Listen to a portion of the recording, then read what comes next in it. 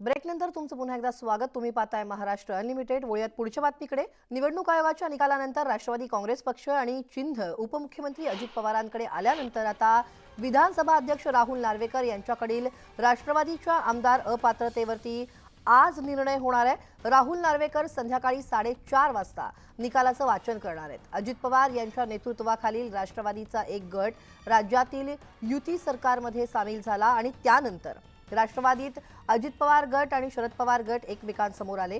दोन्ही गटांकडून एकमेकांविरोधात आमदार अपात्रता याचिका दाखल केल्या होत्या आणि या याचिकांवरती नार्वेकरांसमोर सुनावणी झाली।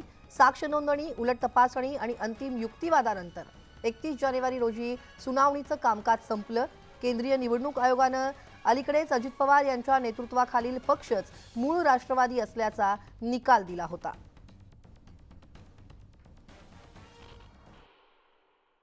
कोणच अपात्र नाही झालं तर मागच्या वेळेस पण शिवसेनेच्या बाबतीत एकनाथ शिंदेंचं पद मुख्यमंत्री पद राहिलं। जर आज पण कोण अपात्र नाही झालं तर अजित पवार यांचं उपमुख्यमंत्री पद तर राहीलच। आणि मग असं म्हणायला की कोणच अपात्र नाही, पण पुढे उद्धव बाळासाहेब ठाकरेंचे आमदार आणि पवार साहेबांचे आमदार त्यांच्यावर टांगती तलवार तर राहणारच आहे व्हिपच्या बाबतीत। आता या एनसीपीचा निकाल सुद्धा आहे। अध्यक्ष आज निकाल सुनावतील असं दिसत आहे। काय तुमची अपेक्षा आहे आजच्या निकालाकडनं? माझी काहीच अपेक्षा नाहीये, कारण महाराष्ट्राचे मुख्यमंत्रीच म्हणतात की अदृश्य शक्ती सगळं ठरवते। त्याच्यामुळे काय अपेक्षा? कुठेतरी पवार गटाचे आमदार अपात्र ठरणार अशी चर्चा होते आता राजकारणात। अच्छा, कसं पाहता याकडे? जर झाले तर कोर्टात जाऊ। मला वाटतं